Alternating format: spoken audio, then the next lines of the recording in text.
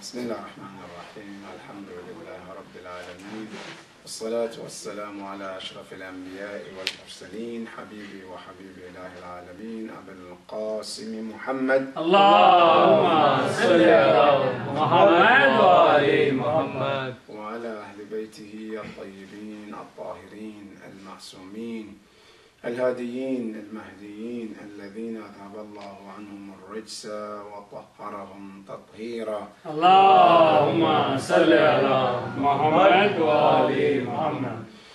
قال الله العلي العظيم في كتابه الكريم بسم الله الرحمن الرحيم وإذا سألك عبادي عني فإني قريب أجيب دعوة الداع إذا دعان فليستجيبوا لي وليؤمنوا بي لعلهم يرشدون.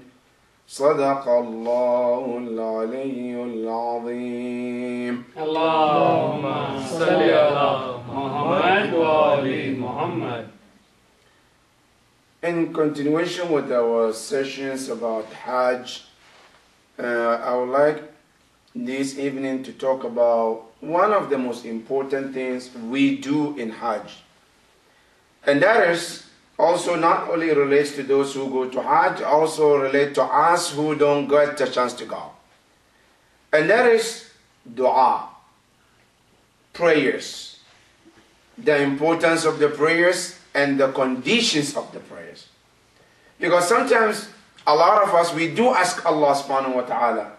A lot of times. Sometimes 10 years, 15 years, many years you ask Allah. But you don't get the response from Allah. But at the same time, we have Quran says that Allah accepts your dua anytime you call upon Him. Now, why is it that Quran says this and sometimes we experience that? So inshallah tonight I just wanted us to talk about the importance of dua and the conditions of dua as well. This ayah that I read is in Surah Al-Baqarah. And it's one of the surahs that was revealed upon the Prophet. And the reason why the ayah was revealed, one time a man came to the Prophet, say, Ya Rasulullah, I have a question for you. The Prophet said, what is your question? He said, I know we should do dua, we should call upon Allah. But my question is, when we call upon Allah, should we call Him in the loud voice, or in the lower voice, or in the middle? Which one? Should we scream, say, Ya Allah, so He can hear us, or in a low voice, or in the medium? Which one? Then Allah subhanahu wa ta'ala, before the Prophet even said a word, Allah subhanahu wa ta'ala sent Jibreel with this ayah. But one of the unique things about this ayah is that this is the only ayah in the Quran Allah mentioned Himself 7 times. Every ayah you can see in the Quran, Allah, in most cases, Allah doesn't mention Himself. Mostly about the 7, other people, Prophet, but very rare in the Quran you see Allah mention Him. And if He does, He mentioned 1 time. But the only ayah in the Quran 7 times, repeatedly, in one ayah is in this ayah. For example, you go to the Quran in Surah Al-Fajr, Allah says, فَادْخُلِي فِي عِبَادِي وَادْخُلِي جَنَّتِي. Twice. That's it. But in this ayah, 7 times. Now let's take a tour in this ayah and to see what are those 7 places Allah mentioned Himself in one ayah. The first part, Allah said, وَإِذَا سَأَلَكَ Anni. Whether salaka ibadi. Ibadi, that ya is called ya'ul mutakallim. Meaning, the ya of the first person speaker. Which is Allah subhanahu wa ta'ala. Allah said, oh ya Rasulullah, when mine, ibadi, my servant come to you. Anni, they ask about me, that's 2. Fa inni, that's number 3. Indeed I, Qareebun, I am very close. See, Allah says close to us. But how close is? Why? How close is He? Here you go to another ayah in the Quran. Allah described 3 different categories of closeness to us. Number one ayah Allah said, I am with you.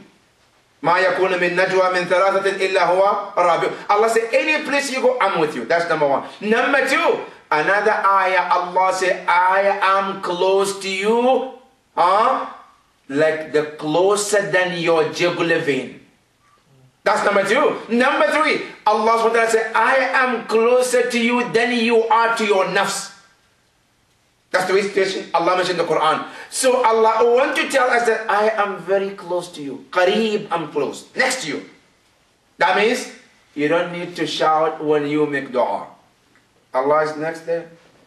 And one of the dua is mentioned in Fatil Jinan. Allah said, Ya man ya'lamu ma fi dhamir as-samitin. Allah said, I know what is in the heart of those who are silent. You don't have to scream for Allah to know what you want. But He wants you to talk to Him. He wants you to speak when you make a dua. But you don't have to scream. That's why Allah said, فَإِنِّي قَرِيب. I am very close. Number four, it said, Ujibu. I respond. I answer. دَعْوَةَ الدَّاءِ إِذَا دَعَانِي. That's number five. Allah said, I respond to the call of anyone who calls upon me. فَلْيَسْتَجِيبُوا لِي. Allah said, let them also respond to me when I call them. That's number six. وَلْيُؤْمِنُوا بِي. And then make sure that they also believe in me. 7. Part Allah mentioned Himself in one ayah.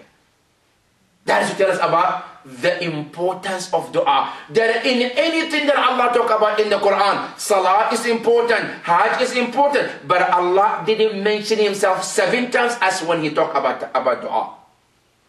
That is to tell us the importance of dua. Now this is number one. Number two, also about the importance of dua, because sometimes we don't take dua as very important.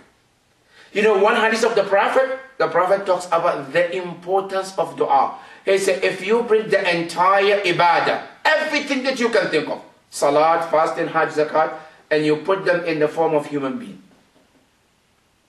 Allah said, you know which part the dua will play in the part of the human being? That is the most important part. Allah said, the Prophet says, ad-du'a mukhul ibadah.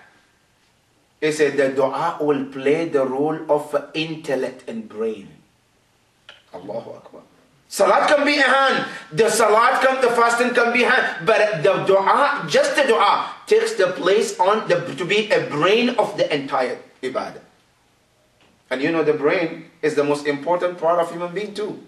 If you don't have brain, there is no human being. You can call him whatever you want to call him. But the brain is the most important part of human being.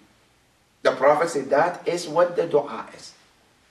Now based on that, you come to also about the importance of dua. Another ayah in the Quran, Allah said, إِنَّ الَّذِينَ يَسْتَكْبِرُونَ عَنْ إِبَادَتِي. Allah said, those who are always arrogant to ask. They feel we are too high to ask Allah subhanahu wa ta'ala. Allah said, سَيَدْخُلُونَ جَهَنَّمَ دَاخِرِينَ. Allah said, I will send them into hellfire in the humility, in their disrespectful manner, disgraced manner. Allah said, that's how I'm going to send them to hellfire. Why? Because they fail to ask Allah subhanahu wa ta'ala. One of the things Allah loves is to see His servant coming back to Him, asking Him. And you know, that's one of the things they say. If Allah loves a servant so much, Allah doesn't grant their wish. Sometimes we think Allah hates us when He doesn't give us what we want, right? No, actually, if Allah loves you the most, He doesn't give you what you want. Why? Because if you want, somebody bugs you, right? And they come, you don't want to see them. They say, I need it. Okay, take it, just go. Right? Because you don't want to see them anymore. But if you want to see the person, you want to keep it in a way they can come back so you can see them again. Allah subhanahu wa ta'ala, when He loves you the most, when you come to Allah, when you ask Him something, then He turns to give you something else, not what you want. So you keep coming back because He loves to see you more and more. That is dua, brothers and sisters. Now let me tell you also the importance of dua. Because sometimes we take dua as nothing, it's not important. But dua is very important. And that is why if you want to know even the power of dua, look in the Quran. Allah tells you and I how dua is powerful and can change the decision of Allah. That's how powerful dua is. Allah can make a decision that I want this to happen. But with your dua, Allah changes His decision because of your dua. Example in the Quran, where another prophet, Prophet Yunus alayhi salam. The Prophet Yunus, Allah mentioned him in the Quran. Yunus alayhi salam, after he was swallowed by the whale, you know what Allah said? Allah said, my wish is him to stay in the stomach of the whale till the day of judgment. That is the wish of Allah. But Allah said, فَنَادَى فِي الظُّلُمَاتِ, when He called upon us. He made a call, dua. Allah said, what happened? Allah said, because of what He made, because of the dua, Allah said, we change our decision. Which means, we now wanted him out of the stomach instead of being there till the day of judgment. Allah said, لَوْلَا أَنْ كَانَ مِنَ الْمُسَبِّحِينَ. Had he not been among those who call Allah when he was in the stomach of the whale, Allah said, لَلَبِثَ فِي بَطْنِهِ. He would have stayed there till the day of judgment. That is the dua.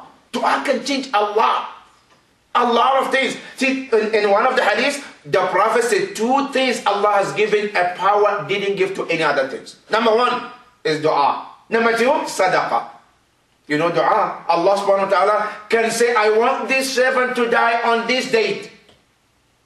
I want this to happen on this day. But dua can change that decision. Even life, sadaqah can change that too. It happened.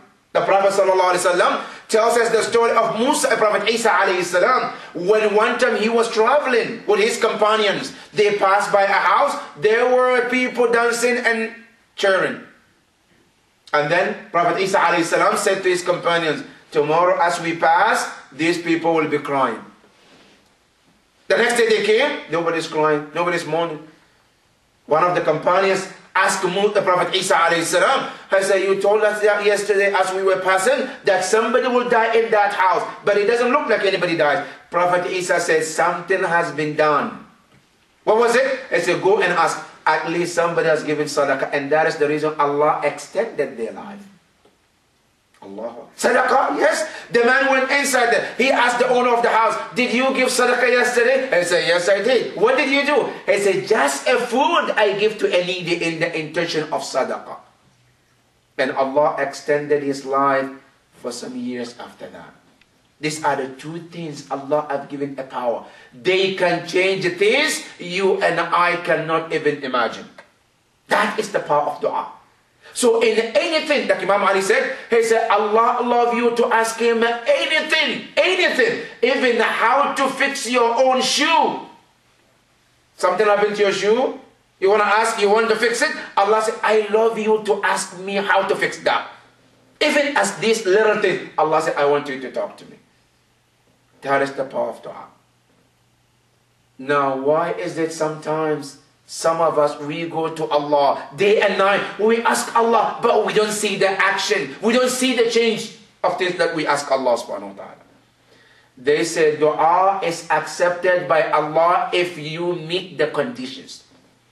Sometimes we ask Allah, but we don't meet the condition of dua. That is why Allah doesn't answer our dua. Now, what are the conditions that I have to meet? Before when I say, Ya Allah, Allah is immediately responding to my call. There are a few things our scholars mention. Number 1, of those conditions of dua, the first and the most important part of this condition is they say, never ever ask Allah anything without starting with the salawat ala Muhammad and ali Muhammad. Allahumma salli ala Muhammad wa ali Muhammad. When you make dua, before you ask Allah anything, start with the salawat. Why? Because one of the dua that Allah never rejects is salawat. You know why? Because He Himself say, I am doing the salawat as well. Allah said in the Quran, Inna Allaha wa malaikatahu yusalluna ala nabi. Allah said, I, myself, and the angels we all collectively, we all send salawat to Prophet Muhammad and his descendants. And then he said, you those who believe, join us. But he's already doing it. But you and I, we were asked to come and join as Allah and the Prophet were doing it. So it's something that he always does. So when you call upon him with something he's doing, he doesn't, Allah will not reject you for that matter. That is the most important fact and the condition. Never go and ask Allah without mentioning salawat. As a matter of fact, there's one beautiful saying of Imam Ja'far al-Sadiq alayhi salam, where he said, always put your dua between two salawat. One in the beginning, one at the end. Why? He said, because if you say salawat, Allah doesn't reject it, right? Then Allah accepts the dua. He may reject your dua. But if there is another salawat, he said, Allah feels shy to accept dua and to accept the salawat and pass your request and take another salawat without taking your dua. For that matter, if you put your dua between the two salawat, you start with the salawat and end with the salawat. He said, for the sake of these two salawat, Allah will accept your dua. That is number one. Salawat is the first key of every dua. That's condition number one. Condition number two, they said, if you want Allah to accept your dua, always make sure that you meet the second condition. And that condition is, make sure that you always do amr bil ma'ruf and nahi anil munkar. Meaning, enjoying good and forbidding bad. Meaning, encouraging good as you see it and discourage evil as you see it. Unfortunately now, one of the diseases that we have, especially in the West, is that when I see somebody is doing evil, I say, it's none of my business.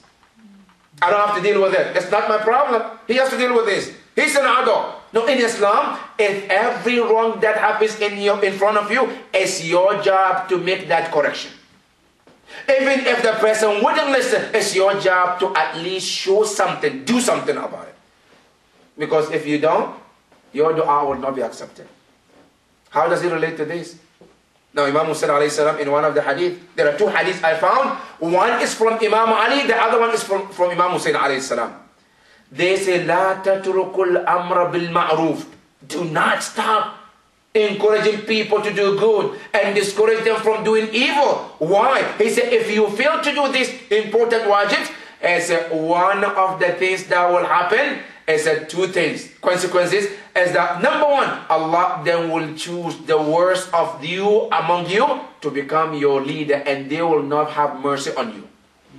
That's number one. Number two, ثُمَّ يَدْعُوا خِيَارَكُمْ فَلَا يُسْتَجَابَ لَهُمْ. Then you raise your du'as for dua, Allah will not even pay attention to you. Why? Because I failed to do amr bil ma'ruf. And the least you can do about amr bil ma'ruf is that at least to feel bad when you see evil. If you can't do anything, at least the least, which the Prophet says, وَذَلِكَ أَدَعَفُ الْإِيمَانِ. That's the weakest part of the iman. You see it, I can't do anything, but I feel bad in my heart.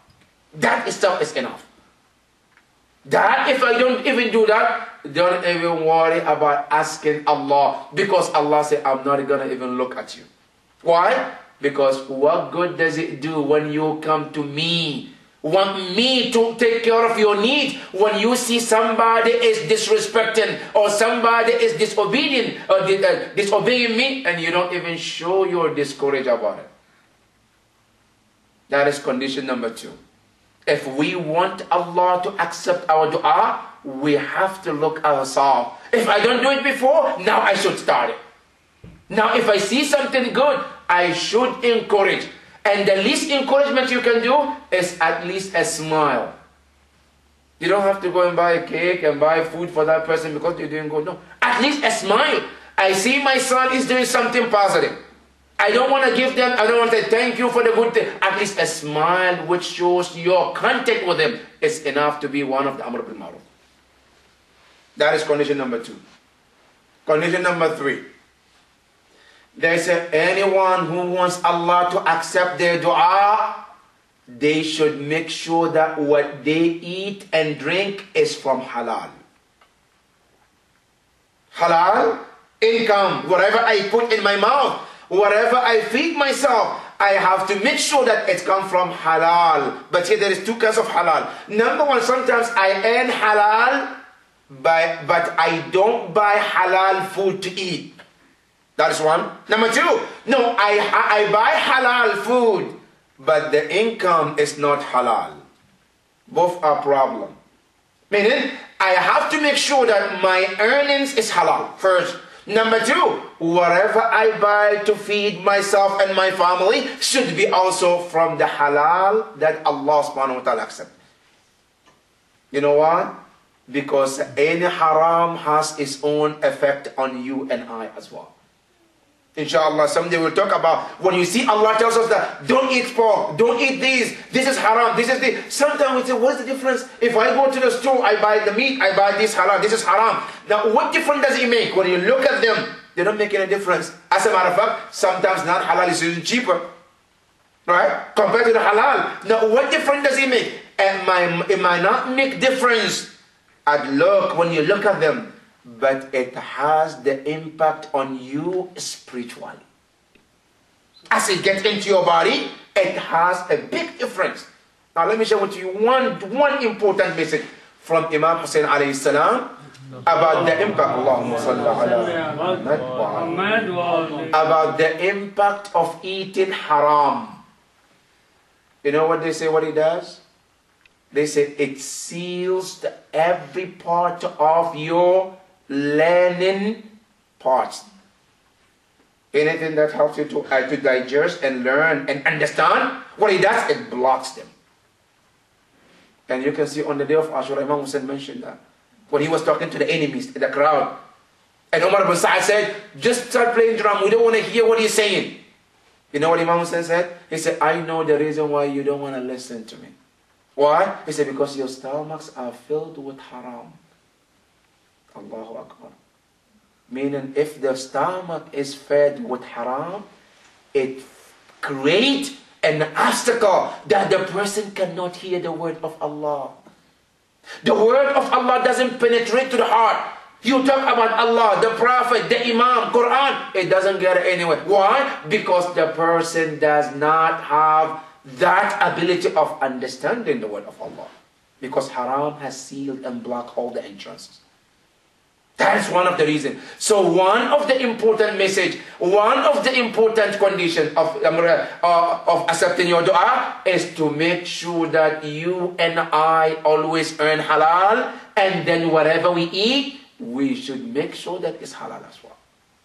That is condition number 4. Number 5, one of the conditions of Amr bil Ma'ruf, they said, also after this, one of the main conditions, they said, you have to also follow what we call al-asbab, meaning the effect that Allah, the cause and effect that Allah has created in life. Meaning, I ask Allah subhanahu wa ta'ala something, but Allah subhanahu wa ta'ala doesn't come in my room, open the ceiling and send me down. No. You have to follow the cause. Which means, if I ask Allah, Ya Allah, I want you to open the door of risk for me.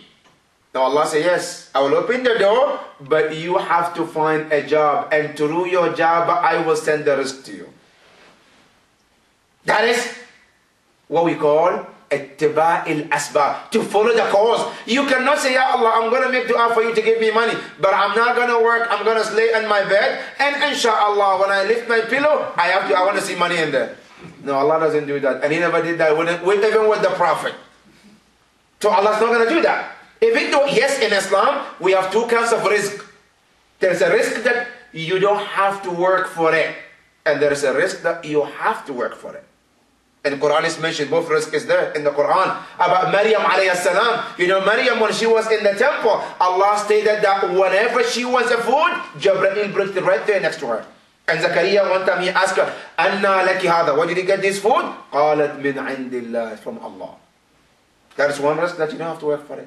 The same Maryam, when she was in labor, Allah told her, go out and give birth to Isa alayhi salam. As she was there, Allah said, this is a palm tree right there. Allah said, shake the palm tree, and the date will be falling down. Eat it, and inshallah, it will make your labor much easier. Now, she was the same one in the temple. The food was coming. She doesn't have to do anything. But see, Allah said, shake. And the ayah said, وَهُزِّي إِلَيْكِ بِجِذْءِ النَّعْلِ. Shake the palm tree. Now, you have to work for it. The other one, you don't have to. And most of the risk, you have to work for it for Allah to put His blessing on you. And that is number 4 of wudu's conditions of dua. You have to make sure that you follow this, and then in return, Allah subhanahu wa ta'ala will give you your risk. That is number 5. Number 6, another condition they said, you have to make sure that if you want Allah to accept your dua, stay away from the major sins. Major sins are the biggest obstacle of Allah not accepting your dua. Why? Because sin, you disobey Allah and I want Him to take care of me. It doesn't add up. Even logically, you go to somebody, you always hurt their feelings and then you want them to help you. It doesn't work that. Allah subhanahu wa ta'ala said, if you want my attention and me taking care of you, you have to be kind and nice by listening and being obedient to me, and then I will be there for you. That is another condition. That if we want Allah to accept us and accept our dua, anytime we open our mouth and say, Ya Allah, Allah is there for us, you also have to be a good servant of Allah subhanahu wa ta'ala. And if you are, trust me, anytime you ask Allah subhanahu wa ta'ala, Allah will answer your call. These are some of the conditions. Now, another thing also is that, when is the best time to ask Allah? Dua doesn't have a time. You can ask Allah anytime. But there are certain places, certain time are better than the others. Certain time Allah said, this time is the best time to ask Allah. And if you ask Allah at that time, Allah said, I am most likely to listen to you. What are those times? Time number 1, which mostly we don't pay attention to it. One of the best time to ask Allah is during the time of adhan. And you know, most of the time, that's the time we chant. When you hear the call, Allahu Akbar, Allahu Akbar, when the adhan starts, that is the best time to answer, to get your needs answered. Your dua being accepted by Allah subhanahu wa ta'ala. When you hear that adhan, turn your heart towards Allah and ask Allah. That is the best time Allah gives His mercy to people. That is number 1. Number 2, another best time, which most of the time we don't even pay attention to that as well, is when there is rain coming down. MashaAllah. For us, that's the napping time. Right now. Yes. That for us, most of the time, that is the time you have to be indoor. That is the time that you have to take a nap. Yes, you can take a nap, but the best time to ask Allah is when there is a rain, because the rain is a rahmah of Allah subhanahu wa ta'ala. So when it's raining, the rahmah of Allah is coming down. The door of rahmah is open. So at that moment, when you ask Allah, Allah is most likely to accept and give you whatever you ask Allah subhanahu wa ta'ala. That is number 2. Number 3, one of the best time to ask Allah subhanahu wa ta'ala is when you find yourself, you remember Allah and you are in the state of crying. At the time of crying. But you have 2 kinds of crying. Not crying because I lost penny. Not crying because I lost a pen. No. Crying, you remember Allah subhanahu wa ta'ala. Crying for Imam Hussein alayhi salam. Crying for any good reason. At that time they say, your heart is very soft. And that is the time Allah accepts your dua. One hadith from Imam Jafar al-Sadiq, he said, إِذَا دَمِعَتْ اللهم صل على محمد وآل محمد. He said, إِذَا دَمِعَتْ عَيْنَيْكَ فَدُونَكَ دُونَكَ. When your eyes started shedding tears, he said, that is the time to ask Allah subhanahu wa ta'ala. Allah subhanahu wa ta'ala will never say no to you at that moment. That is number 3. Number 4, one of the best time to ask Allah subhanahu wa ta'ala when you find yourself in the holy places. Mecca, Medina, Karbala, Najaf, Masjid al-Aqsa, holy places. That is also the best time to accept, for Allah to accept your dua. So when you are in those places, you should take the advantage of dua in those places. Because Allah subhanahu wa ta'ala accepts du'as in those places more than any other place. That is one of the best places and time to make dua to Allah subhanahu wa ta'ala. Another place, another time also for accepting dua. That Allah subhanahu wa ta'ala accepts your dua so much. And that is in the middle of night. When people are sleeping, you wake up, you make your wudu, you do your 2 rakah prayer, and you ask Allah anything you want. That is the best moment. You know, one hadith from Allah subhanahu wa ta'ala was talking to Prophet Musa alayhi salam. He said, Ya Musa, كَذَبَ مَنْ زَعَمَ أَنَّهُ يُحِبُّنِي. He said, anybody who says he loves me or she loves me, and the night comes and they sleep, is not a good lover. Why, Ya Rab? Allah said, a good lover is the one when the night comes, they spend their night with me. And then Allah gave an example. He said, loved ones, husband and wife, during the daytime they go to work, or somebody's home, somebody's out. But at night, what do? They say they share the night together because they're loved ones. Allah said, if you love me, you should spend your night with me as well. Allahu Akbar. How much should I spend my night with Allah? All night? Allah said no. Allah said divide your night into 3. One night is what? Is the right of your spouse. The second part is for yourself to rest. The third part is what? Is for you to spend with Allah subhanahu wa ta'ala. That's why you go to the Quran, Allah subhanahu wa ta'ala says, we know, Allah talks to the Prophet, he said, قُمِ اللَّيْلَ إِلَّا قَلِيلًا نِصْفَهُ. Either you divide your night into 2. Half of it is for you and half of it is for Allah. أَوْ انْقُصْ مِنْهُ قَلِيلًا. Or you can take even more from that and leave the rest for Allah subhanahu wa ta'ala. Night is the time to talk to Allah subhanahu wa ta'ala. And anything you have between you and Allah, when you do that 2 rakah prayer, you talk to Allah, Allah is most likely to accept you. That is another best time to ask Allah. Another best time to ask Allah subhanahu wa ta'ala also is when you remember others. You know, some of us, mashallah, in the dua, we always, Ya Allah, give me money. Ya Allah, give me the position. Ya Allah, me. But nobody else. One of the best way Allah accept your dua is after you remember others. That's why in namaz al-shab, it's mustahab to mention 40 mu'mineen.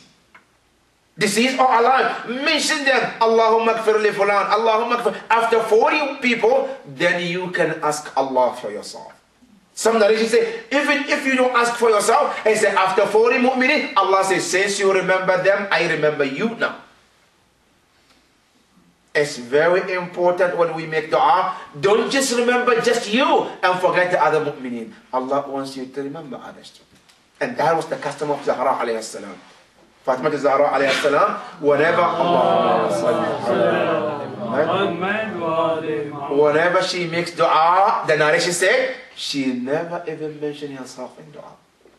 She always make dua for the entire ummah, for the Shia of Ahlul Bayt alayhim salam. One time Imam Hassan asked her, why don't you make dua for yourself? He said, my son, the neighbor first and then the house. Remember others first and then us later. So always in your dua, don't just mention you. That's why even in the Quran, when Allah teaches us how to make dua, Allah always use the word plural. He said, Rabbana, our Lord, not Rabbi. Atina, give us. في الدنيا حسنة وفي الآخرة حسنة. Allah teaches that when you call upon me, don't just ask for yourself alone. No, ask for others as well. Because the more you remember them, the more I remember you as well. That is one of the conditions of dua. Always remember others. Another condition that we should do, brothers and sisters, that if you want Allah to accept your dua, always make sure that you give sadaqah. Sadaqah is one of the important things that open the door for Allah to accept your dua. Sadaqah is one of the powerful way to Allah subhanahu wa ta'ala. You know one hadith from Imam al-Rada alayhi salam? Allahumma salli ala Muhammad wa ali Muhammad. Where Imam al-Rada said, from day one, I took a commitment from Allah. Imam al-Rada said, I had a commitment from Allah that any sadaqah that you give, anything that you give as a charity, he said, I took this guarantee from Allah that that sadaqah will not touch the hand of the person you are giving unless it touched the hand of Allah first. From Rada says, it's a guarantee I took from Allah. And Allah gave me that. That any person who gives sadaqah, and said the person who is collecting, before it falls in their hand, Imam al-Rada said, Allah gave me the guarantee that he will take it first and then give it to the only person that you give it. So anytime you give a sadaqah, it's like you put it in the hand of Allah first. That is one of the important things to do before any dua. Now another thing. How should we ask Allah? Sometimes when we ask Allah, you know what we say? Allah give me. Allah give me. Give me this. Give me this. That is one way to ask Allah. But you know what the best way, better than this one? Is to say to Allah, give me what you know is the best for me. Sometimes when we ask Allah, no, we tell Allah, Allah give me money. I know it's good for me, so you give me. It's like you're telling Allah that I am so smart, I know what is good for me, and this is number one, number two, number three, number four. So you give me those things, Ya Allah. Right? That's what we ask Allah. But this is different than when you say to Allah, Ya Allah, I might think it's good for me, but it might not. Because you know one thing we have to be careful. Sometimes we might ask Allah things, it's not good for us. But we don't know. Sometimes we ask Allah money, but maybe it's not good for us. There is an incident that took place at the time of the Prophet. A man who was very, very poor. And he came to the Prophet. Ya Rasulullah, make dua for me. You know what the Prophet said to him?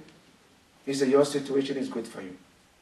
Ya Rasulullah, I'm needy. I don't have it. I'm very poor. The Prophet said, it's good for you. He said, no, Ya Rasulullah, I don't think so. 3 times the Prophet said, no, it's good for you. He said, no, make dua for me.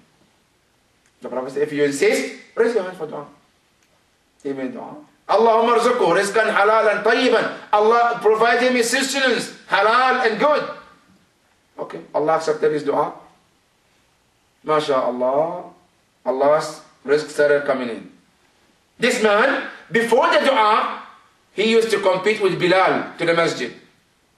Anytime, by the time Bilal said, Allahu Akbar, he's in the masjid. Allah opened the rizq, and the rizq of those days was camel, cows, animals. MashaAllah. His camels started growing, milk, number of cows, number of goats, number of sheep, started growing. Now look at this man, who always in the masjid before the adhan. You know what happened? Now he started coming after adhan, because he's busy with his girls. Slowly, he started coming after the iqamah. Now later, he comes after the namaz already started. Slowly, he started to come after the salat is over. Slowly, he stopped even coming to the masjid. That's not even the worst part. He became one of the rich men at the time of the Prophet. The Prophet said one of the companions, go to this man and tell him to give us zakat. He said, go to tell the Prophet, inshallah, I'll bring it myself. He didn't bring it. The Prophet said the second time, tell him that it's time for zakat. He has to pay. He said, go and tell the Prophet, I will bring it. He didn't bring it. The third time the Prophet said, he said, go and tell the Prophet that I'm not going to pay. Allahu Akbar. Look at where he started and look at how. At the end, the man died with a lot of money, but without a faith. What good does he do? I have money, but I have no iman. That's how he ended. The Prophet told him, it's not good for you. Your iman is with the Prophet is better for you. He said, no, Ya Rasulullah, I want the money. And he got the money, but he lost the iman. That is why when we make dua, we should make sure that we ask Allah to choose what is best for us. Sometimes we might ask Allah, looking at certain things we think is good for us, but in the knowledge of Allah, it's not good for us. That is why it's important when we make dua, say to Allah, Allah, if you know it's good for me, then give it to me. If it's not, Ya Allah, exchange it with something that is better for me. And that is why one time Imam Zayn al-Abidin, as he was passing, he heard somebody was telling, Allah, give me a long life. The Imam said, no, don't ask like that. Why? Long life is a good thing. He said, no. He said, ask Allah to give you a long life as long as you will use the life in the service of Allah. The Imam said, what good does it do if Allah give you a long life, but you use it in a haram way? It's nothing but what? But another punishment of Allah. So when you ask Allah to give you a long life, if the life will be utilized in His service. That is when the life becomes beneficial. Anything we ask Allah, money, position, anything you ask Allah, make sure that you put this condition, as long as it's good for me. Now another question. Sometimes we ask Allah, we meet all the conditions, but still Allah doesn't give us. Why? I meet the condition. I do Amr bil Ma'ruf. I do halal. I do eat halal. I do everything that I can think of, but still, I don't get what I need, what I ask Allah for. Yes. The scholars say, yes, sometimes this happens. But the reason is this. Sometimes you ask Allah for something, and it's good. But the timing of you asking is not good for you. So what Allah does is to delay it until another time, and then provide you that another time. That's why in dua iftitah, when you read it, if there's a part it says, فَلَعَلَّ الَّذِي أَبْطَأَ أَنِّي هُوَ خَيْرٌ لِي. Sometimes you delay my request, my need, because you know why you delay. Because sometimes delaying is better for me. Example, your son comes and asks you, can you buy me a car? And he's 5 years old. You can afford the car, right? But his age, the car is not something he needs at that moment. Even though he's asking for a car, but you say, no, no, no. But when he becomes 18, 20, I say, I need a car, and you can afford it, and you buy it for him. So it's not like you're rejecting his call when he asks you for a car at the age of 5, but you know that it's not good for him at that moment. So you delay it until he is matured enough, and then you provide it for him. Allah is the same. Sometimes you ask Allah, Allah, I want this at this time. Allah looks at your situation and He said, no, it's not good for you. Then He delays it for you. And you know what is the beauty of Allah subhanahu wa ta'ala? Sometimes you ask Allah something. When He sees it's not good for you, Allah always gives you something better than what you ask for. Sometimes we ask Allah for something, even if Allah didn't give you, trust me, Allah exchange it with something else. Sometimes you ask Allah, I want this job, I want this position, and you don't get it. And you become so sad. Why Allah didn't help me to get this job? Trust me, maybe Allah have changed it to give you another extra life instead of that what you ask for. Sometimes no, Allah exchange it with another musibah is coming on your way. Then Allah prevent that musibah and then decline that what you ask at that moment and prevent that tragedy from you. And that is one way of Allah accepting your dua. He accepted dua, but He takes it and uses it in the other way that is good for you. That is one of the way Allah subhanahu wa ta'ala is doing with us. Now, the most important part of dua is this, brothers.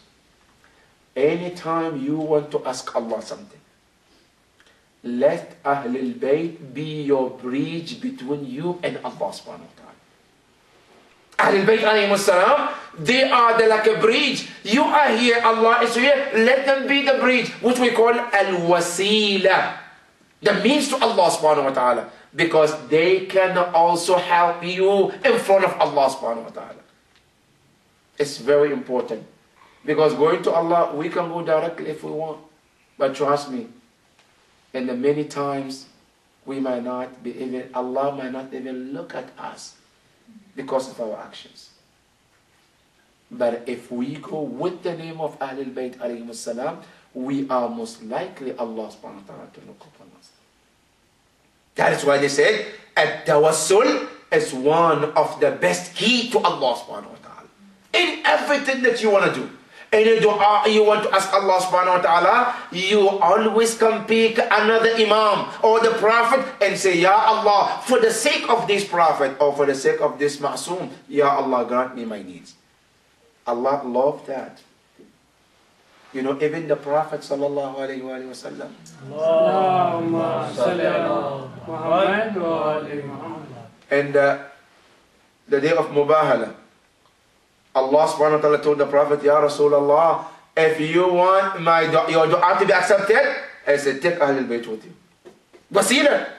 The Prophet is the messenger of Allah. No person Allah ever created better than the Holy Prophet. But on the day of Mubahala, Allah told him, Ya Rasulullah, bring Ali, bring Fatima, bring Hassan and Hussein. And then when he brought them, then the Prophet said to them, إِذَا دَعَوْتُ فَأَمِّنُوا لِدُعَائِ. When I make dua, I want you to say, Ameen, Ameen. Encourage my dua.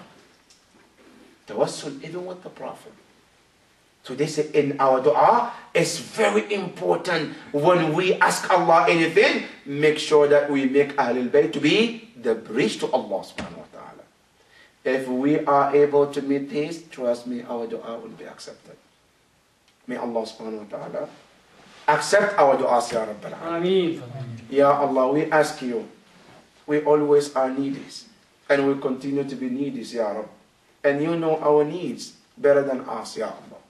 Whatever you know is good for us, Ya Allah, provide it for us, Ya Rabbal Alameen. Ya Allah, whatever is good for us at the time that you know is better for us, Ya Allah, provide us those needs at those times, Ya Rabbal Alameen. Ya Allah, anytime we make dua, Ya Allah, we ask you to let Ahlul Bayt alayhimus salam be our wasila between you and us, Ya Rabbal Alameen. And Ya Allah, we ask you, do not end our life unless we are true servant of yours, Ya Rabb. Ameen. And Ya Allah, we ask you, we have brothers and sisters who are sick, give them the fastest recovery. Ameen. Ya Allah, we ask you, when our time comes to go, Ya Allah, let it be the best time of our lives, Ya Rabbal Alameen. Ameen. Wa sallallahu ala Muhammadin wa ali Muhammad. Allahumma salli ala Muhammad wa ali Muhammad wa ajil farajahum. Now we go to the question and answers if there are any. Yes, please. You were talking about to make niyat of 2 rakat namaz Yes. in the middle of the night. Yes. What niyat should that be? It depends of if you want to ask Allah something, it can be the niyat of hajj. Hajj. Yes. Niyat of request, a need that I have, and I want to ask Allah subhanahu wa ta'ala for that. So it can be the name of the niyat is niyat al-hajj, salat al-hajj. And if you just want to just read it just like that? Just it could become nafila or mustahab qurbatan ila Allah Just ta'ala. like Fajr? Yes, yes, Okay. just like Fajr. 2 rakah prayer, you can read it out loud if you want to, and that's fine. And then after the salat, you ask Allah subhanahu wa ta'ala your need. Yes, Thank you. you're welcome. Yes, please. So, one wasila is Imma, you ask them, Right. through them. The other is people ask each other, do dua for us. Yes. So that's another kind of wasila that That's- I ask you to do dua for me, and then you, Right. in addition, like so basically it's a sort of a chain Right. that we build. Right. Yes, it's also encouraged in Islam that we ask one another to make dua for us. Because sometimes one of the things we don't know is that sometimes you might look down upon somebody, but maybe they're closer to Allah than me, than us. That's why it's very important. Any person you see, it doesn't matter. If you can get them to ask Allah, tell them to make dua for you. It should be a custom. Yes. So is this sort of a way of expressing your humility and humbleness? Yes. You're saying that my dua cannot be accepted, but you can Yes. dua for me. Yes. That is one of the ways. And also it's good that also if somebody asks Allah on your behalf, they also get the credit that after they ask for you and they ask for themselves, Allah will accept them too. But it's also encouraged among the scholars that we make dua for one another. And especially asking somebody to make dua for you is also highly encouraged in Islam. It's mustahab that you ask others to make dua for you. Yes, so it's a very good custom that we should do that. Yes, if you know any mu'min or any person, or among ourselves, you know, a husband can pray for the wife can pray for her husband, because you never know who is much closer than we are. Because let me share with you a story about a man who was a bishop. Was very, mashallah, people look upon him as a very close to God. One day he was traveling, and as he was traveling, he met a young man. A young man was like a teenager, was doing everything you can think of, drinking, playing, everybody. But then suddenly he realized that this is a wrong thing he shouldn't be doing. Then he started praying to Allah and he started regretting. After that, then he met the bishop, who was very knowledgeable, had a lot of people behind him. And they joined together as they traveling in the same direction. But they were traveling in the desert. It was very hot. So they said, let's pray to Allah to give us a shade. So as we go, we can have something on top of our heads so we don't have to feel the heat of the sun. So the bishop told the young man, you make dua. The young man said, are you kidding me? Me, person with sins, Allah's not going to listen to me. You make dua. So I said, okay, let's make dua together. They both made dua. Allah. A few minutes later, there is a cloud came on their head. They started walking and walking, miles and miles and miles and miles. Later on, they got to a point where they have to take separate road. Now they're wondering, now the cloud, is it going to separate into two? Is it going to go with the bishop? Or is it going to... The young man knows that there is no way that cloud will go with him. God's looking at him as a sinner person. As he turned and the bishop took another route, the cloud went with the young man. And then the bishop stopped and looked. And he called the young man. He said, what did you do? He said, I didn't do anything. I'm a sinner. I just ask Allah sincerely, if from the bottom of my heart, about my sins. And it looks like Allah accepted. And the bishop told him, yes, Allah have accepted, and this is the sign. The cloud on your head is the sign that Allah have accepted you, and you are even better than I am. He's a bishop. He thinks that, mashallah, I'm much closer to Allah. But this young man, it turns out he was what? He got closer to Allah than he was. That is why sometimes we should ask people, even sometimes, brothers, your son should be your wasila sometimes. A son, a daughter, especially who don't commit sin. Ask them to make dua for you. They are at home, they are the masoom. They didn't have to commit any sin. You ask them, pray for Baba, pray for Mama. If they make dua, Allah doesn't reject their dua as well. So this is also another wasila you can take. Your children make dua for you as well. Yes. Yes, please. If you do dua in your heart, it has to be spoken words. Yes. The dua can be done either way. Sometimes you can do it in your heart. That in your heart, you just talk to Allah through your heart. And you can do it also speaking out. But which one is better? Speaking out. This ayah in the Quran, Allah subhanahu wa ta'ala said, "Ud'u rabbakum khifatan wa duna al-jahri min al-qawl." Allah said, I want you, when you call upon me, be vocal. Open your mouth. Talk. Allah likes that. But not into the too high, screaming like some people, Ya Allah. No. And not in there like talking to yourself. No. It should be somewhere that Allah can hear you. Like that small voice is better way. That is the best way to make dua. But otherwise, if you want to talk to Allah through your heart, that's fine too. But the best is to speak to Him. Yes. But is there any criteria for du'as that you have to be in wudu or you have to face Qibla? Is it recommended? Asking for Allah subhanahu wa ta'ala. Yes. In dua, you don't need any of that. A dua is not mandatory. It's not like must be in the state of tahara. No. You don't have to face towards the Qibla. However, they are also they are like spices in the food.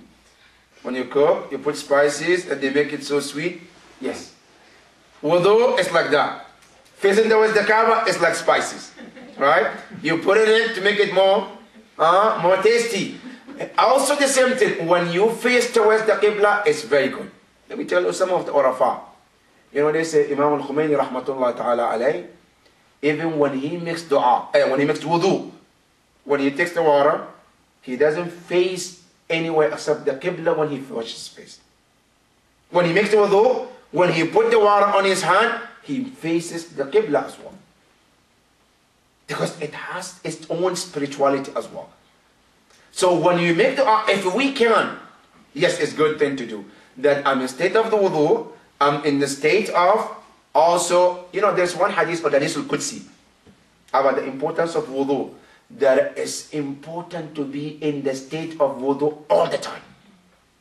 One hadith Allah is talking to us. He says, any one of my servants who uses a bathroom and didn't do wudu and doesn't do wudu is not a good servant. And that is continued.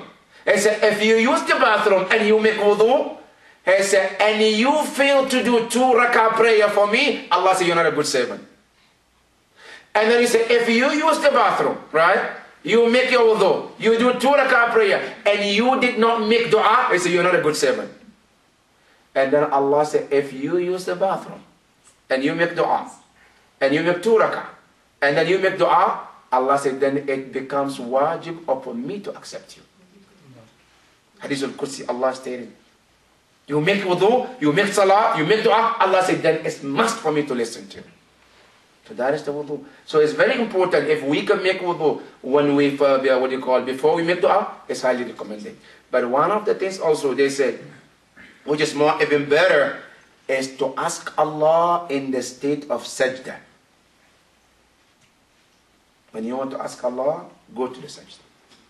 Because you know sajda is the best time you and I are closer to Allah than ever. Ever. When you're in the state of sajda, you are the closest one to Allah subhanahu wa ta'ala. And that time, you ask Allah anything. That is also another time of the best time of asking Allah subhanahu wa ta'ala. Yes. Yes, sister. Yeah, sometimes people, you know, and myself also, we make dua and then we say, if this thing happens, I will pray 50 rakats, or I will do 3 rosas, or whatever. So what is your take on that? Actually, it's a good thing. It's called nadhr in Arabic. It's called nadhr. It's mentioned in the Quran. You know, but the 2 things here. For us, when we make nadhr, we say, Allah, if you do this, then we waiting, okay, Allah is going to do it or not. Right? Okay. If He does it, okay, I'm going to do it. Right? But Ahlul Bayt, they do that too. Ahlul Bayt, they do nadhr. But Ahlul Bayt, they're different. If they say, Allah, if you do A, B, we will do this, immediately they start doing their part. Because they know Allah is going to fulfill His part too. Right? For example, in Surah Al-Dahr, Surah Al-Insan, the reason why the ayah was revealed was nadhr. That Imam Hassan and Hussein, when they got very sick, the Prophet came and he saw them, they were very sick. And Imam Ali, the Prophet suggested to Imam Ali and Fatima that why don't you promise Allah that if He cures Hassan and Hussein, you will fast 3 days. And they did. Immediately the next day, they say, Ya Allah, we did another, but we started our part the next day. The next day when they started fasting, at the time of breaking their fast, a poor person came, and then the needy, and then the orphan, and then the prisoner, and then they kept giving their father food every night, and then the ayah was revealed. So in Islam, nothing is absolutely a good thing to do. And not only is good, also it's one of the fastest way to get your dua being accepted too. But one thing, if you say to Allah, whatever you want to promise Allah, make sure that you can do it. If you say, Ya Allah, if you do A, B, C, D for me, I will. Don't say things you cannot do. 50 rakah is not a joke. 100 rakah is not a joke. Because sometimes saying it is easy. Right? Okay, I'm so excited. Allah, if you do this because I'm so in need. If you give, I'm going to do 1,000 rakah. And then the next thing Allah gives you, then the 2 rakah it becomes too hard. No. So say things that you know you can do it. Alright? And Allah doesn't need 1 million rakah to give you whatever you ask for. No. Even if you tell Allah subhanahu wa ta'ala, as smallest thing you can do is better than the bigger thing that you can do. So yes, Nadr is one of the best ways that we can talk to Allah and ask Allah to grant us our needs. No problem. So even if your wish is not granted for whatever Allah knows best, you still have to fulfill it? No. No. No. If you said, Allah, if you do A, B, C, I will do this. If Allah didn't grant you, it's not wajib to do it. Oh, okay. It's only wajib if He grants you a need. If your wish happens, then it's wajib to fulfill your part too. I have an extension to the same question. Yes. I know a long time ago when I was young, there was some friends, I mean she was an old lady, Right. her husband was almost blind. So she did this nadr that if her husband was supposed to have an operation, Yes. that if he becomes cured with his eyes, she will fast for the rest of her life, Allah. Rajab, Sha'ban, Ramadan, every Okay. year. He had the operation, it succeeded. Alhamdulillah. Perfect. Okay. She started fasting. After 4 years or 5 years of his cure, he died. But she lived for many, many years. Yes. Now, is she supposed to be even fasting another for the rest of her life, 20, 30 years after her husband's death? If that's what the condition was, yes. Oh my God. Yes. If she said, that's what I say, you have to be careful about what you're asking. Yeah. Because if she stated that I will fast for the rest of my life, then yes. Even if the husband died after 2 days, after that, if the wish was granted that that surgery was successful, then she has to fast for the rest of her life. So that is why it's very important. Before you make that commitment with Allah, you have to be careful. Watch out, make sure that whatever I'm asking, I can do it. Yes, then you can ask Allah subhanahu wa ta'ala. And mostly 3 days fast is fine. You know, mostly, for example, I give a sadaqah this amount. I will read this Quran, for example. Right? These are fine things. Things you can do. Things that is not going to turn to be a problem later. Because if you don't do it, then you will consider as a sinner after that. Yes. Regarding sadaqah, Yes. can we only give it in monetary terms, or like could we give it in food? And some people say that when you have sadaqah at home, you should sort of take it out of the house as soon as possible. Like sadaqah is like money box, you In mean? money, yeah. Could we give it in the form of food, or what are the other forms that we can give it Yeah. in? A sadaqah can be given in any form. It can be given in the form of food. But if you do nadr, whatever you promise Allah, it has to be exactly that. But if I'm just giving charity, general charity, I will give it. It can be any form that you want. If you want to give it in the form of food, and food, it can be cooked, uncooked, it doesn't matter. Can we give it to a non-Muslim just as a charity for, qurbatan ilallah? Because not many Muslims over here, we come in contact with. Why? If, Why? Yes, you can give a charity to non-Muslim, yes, but there's preference. okay. In Islam, if you have a sadaqah and you want to give, Islam says the first people who deserve the most are your relatives. Look among your families. If there is anybody needy, he or she deserves to give first. Nobody among my family that I know who is deserving person, then you look among the other Muslims people. Now, among the Muslims, they say Ithna Ashari come first. I can't find any Ithna Ashari, then you go to general Muslims. Now, I can't find any Muslim, then it goes to Ahlul Kitab. Christian, Jews, then they come next after that. Right? So yes, you can give to anybody, but looking in these categories first. Because Islam wants you to do good for your families first before it goes out.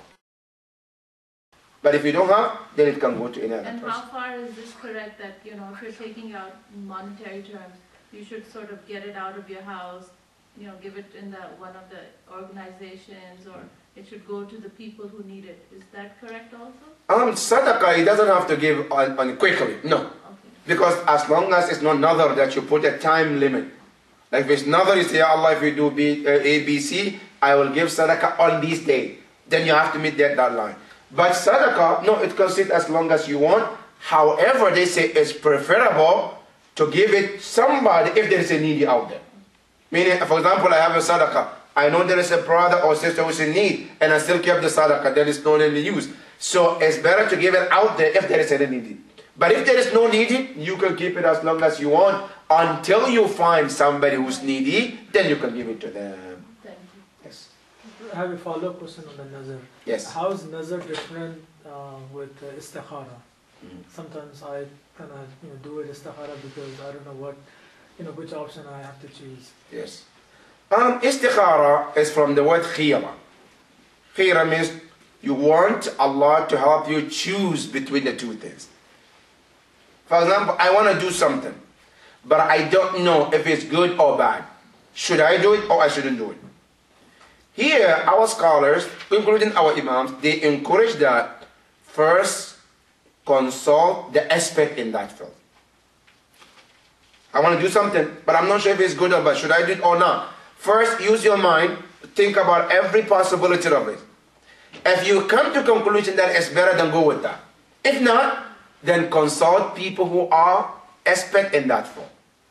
Now, I consult them. Still, they cannot give me a concrete answer. They're still left and right. I can't figure it out. Then the istikhara comes in.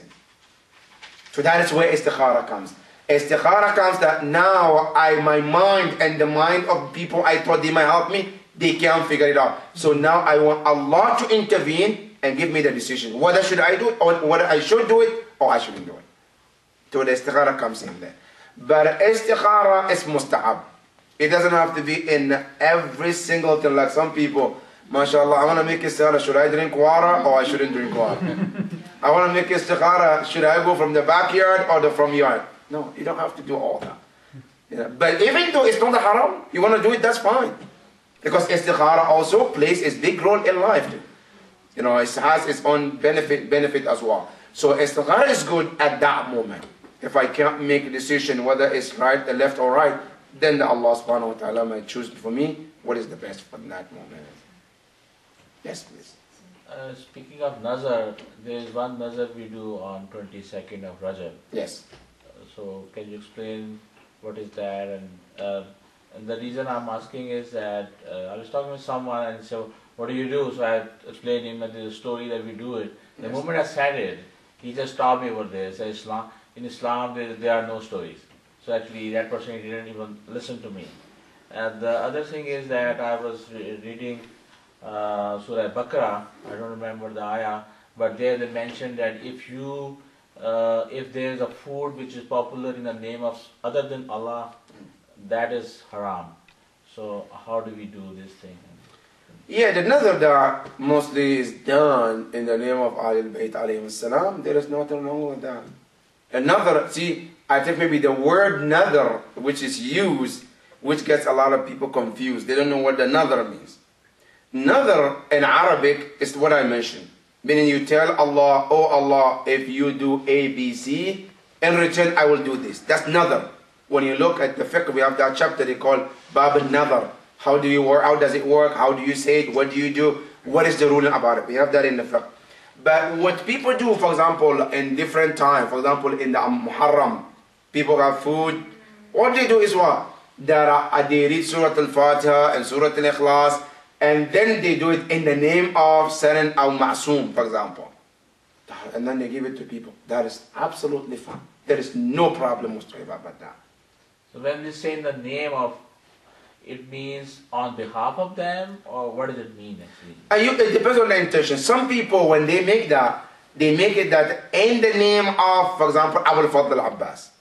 Right? I'm doing this on behalf of Abu al-Fadl Abbas.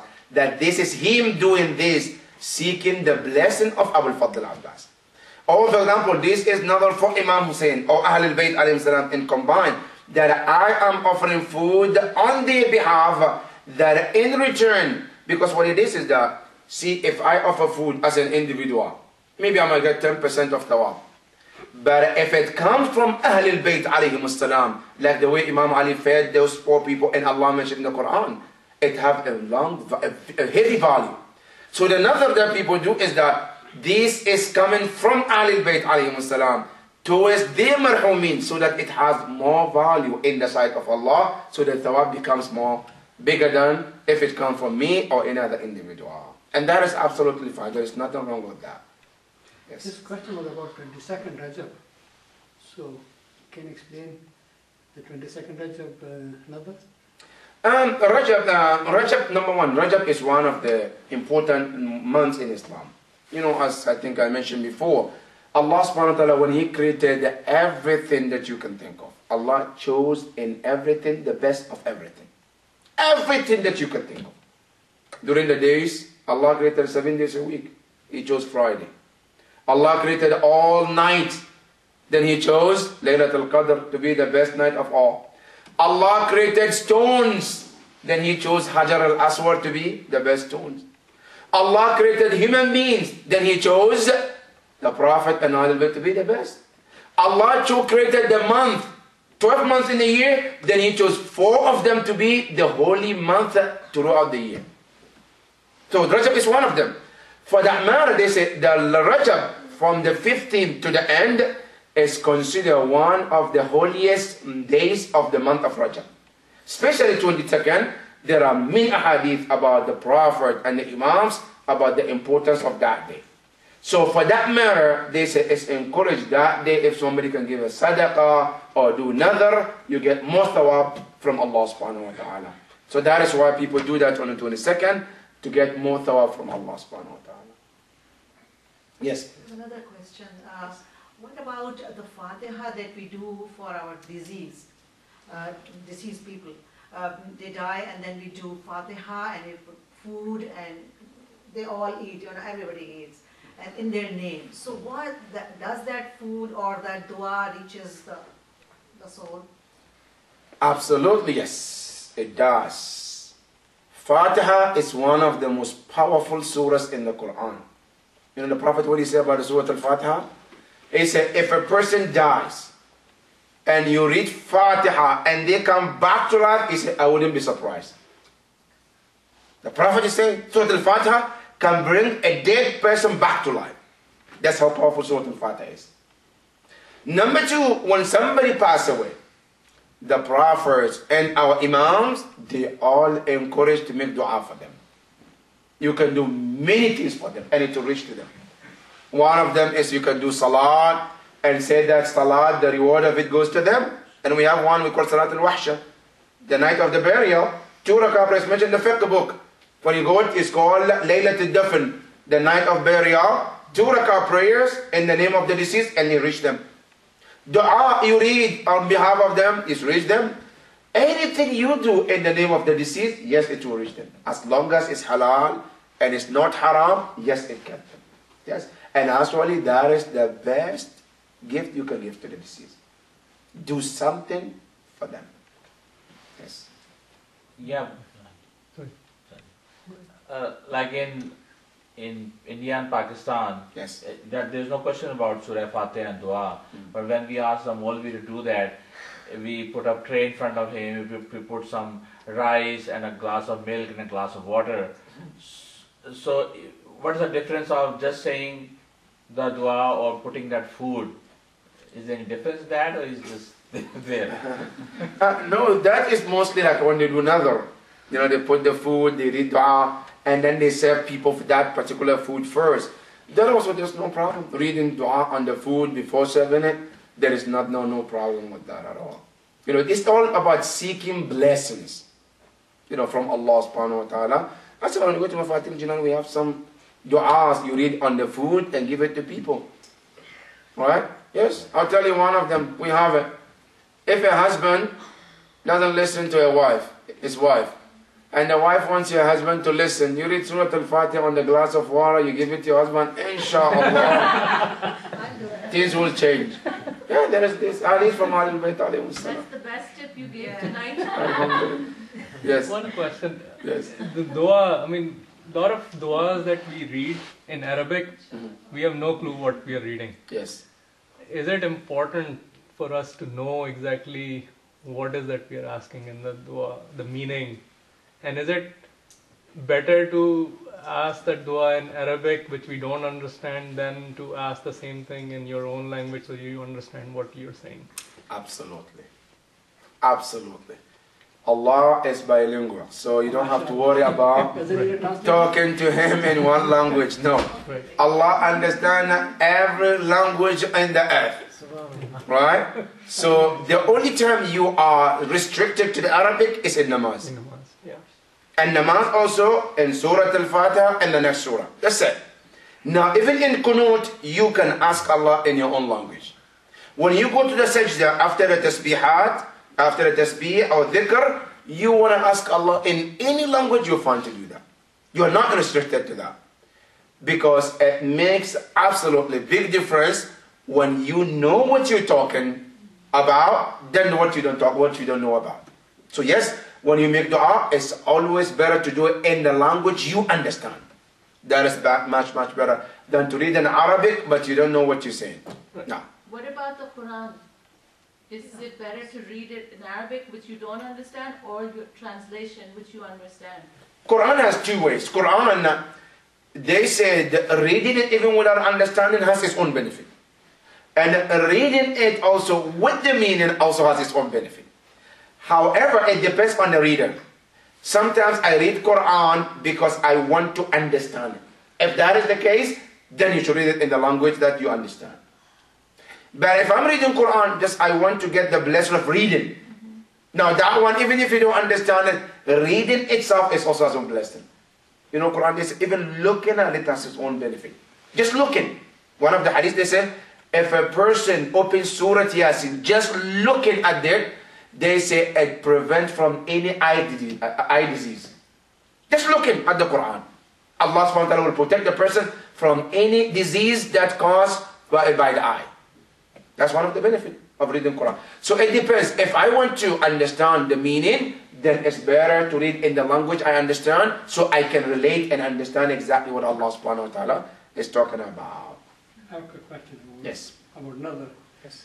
Many years ago, I was unemployed for an extended period of time, Yes. and I received all sorts of advice and this and then, and I got a phone call from a close relative that you should you should fast 3 days, and then pray every day at a certain time on the grass outside for 3 times, extra this, and do this and do that, and after you have done this, you'll get a job, inshallah. Of course, I did that. And you got a job too. I got a job 4 or 5 months after that.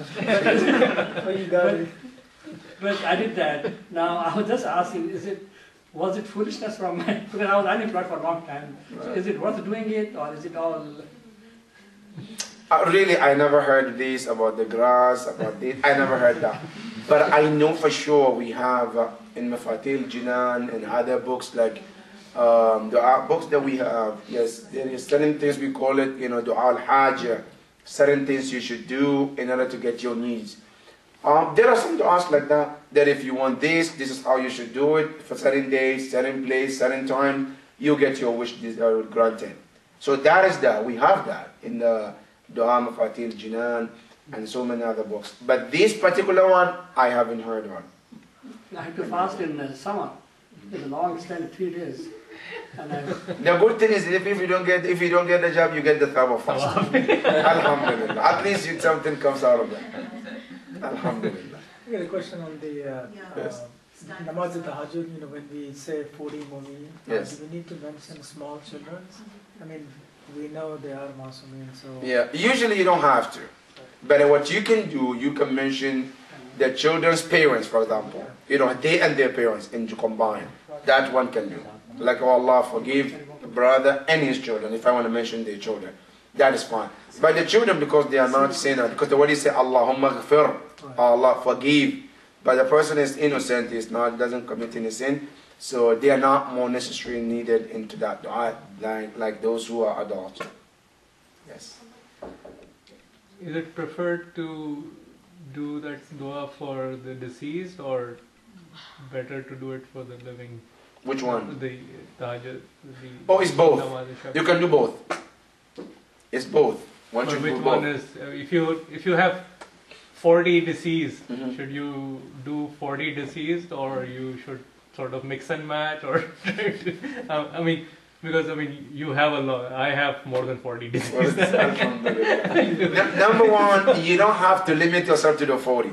Okay. It's not like, okay, if you get a 40 and 41, you're going to get sick. Oh, No, there's no. no limit. You can go until 2 million if you want to. Oh, If the Fajr doesn't come and meet you before you finish though.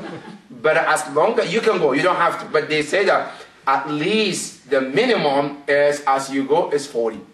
If you mention them, you should go up to 40. But you want to exceed that, you can go. There's no any restriction on that. But there is no doubt that the deceased are more in need than the living one. If you are to choose, the deceased is more. Because the deceased, he or she cannot do anything to earn thawab anymore. But the living one, he can do salat, and every salat they perform, they get them on thawab. So in these two, the dead person is more in need than the others. So yes, if you have to remember somebody, it should be the deceased between these two.